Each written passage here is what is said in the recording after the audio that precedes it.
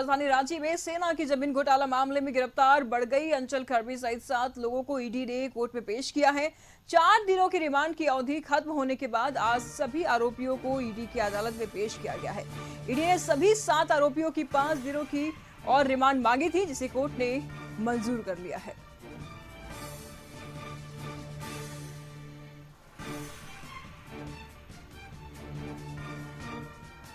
तो राजधानी रांची में सेना की जमीन घोटाला मामले में गिरफ्तार बड़गाई अंचल कर्मी सहित 7 लोगों को ईडी ने कोर्ट में पेश किया है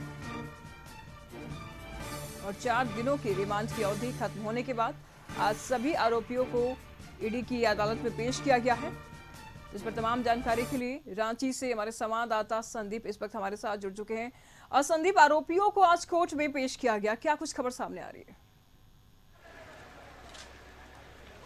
यह पूरा मामला सेना के ज़मीन के घोटाले से जुड़ा हुआ है और इसमें जो अंचल कर्मी है उनके अलावा 6 ऐसे ज़मीन कारोबारी थे, उनकी गिरफ्तारी ईडी ने की थी। टोटल 7 आरोपी इस मामले में हैं, जिनको आज ईडी की अदालत में पेश किया गया है। हालांकि इससे पहले ईडी ने कोर्ट से 4 दिन की रिमांड मांगी थी और 4 दिन का जो रिमांड की अवधि थी आज समाप्त हो रही थी, जिसके बाद ईडी के अधिकारियों ने इन 7 आरोपियों को आज ईडी की अदालत के समक्ष एक बार फिर से पेश किया है और अदालत से आज एक बार फिर से रिमांड के लिए मांग की गई थी, जिसपे अदालत ने ईडी को 5 दिन की रिमांड इन आरोपियों से पूछताछ के लिए दी है। यानी अगले 5 दिनों तक ईडी के जो अधिकारी हैं इन आरोपियों से पूछताछ करेंगे। और आपको बता दें कि यह पूरा मामला 13 अप्रैल का है और ईडी ने उस दिन 18 लोगों के लगभग 22 ठिकानों पर छापेमारी की थी और 13 की जो कर सकते हैं रात में इन 7 आरोपियों की गिरफ्तारी की थी, जिसके बाद कोर्ट में इन्हें पेश किया गया। रिमांड के लिए 4 दिन की अवधि मांगी गई थी।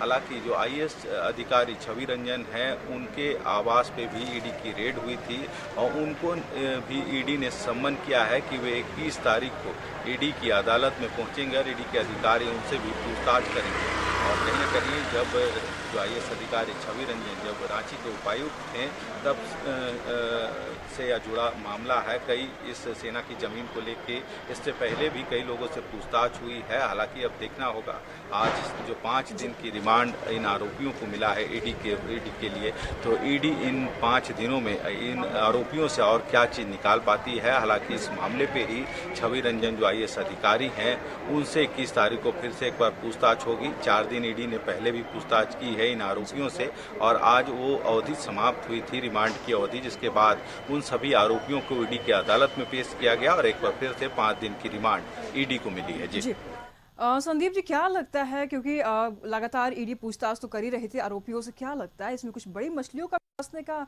आसार है क्या?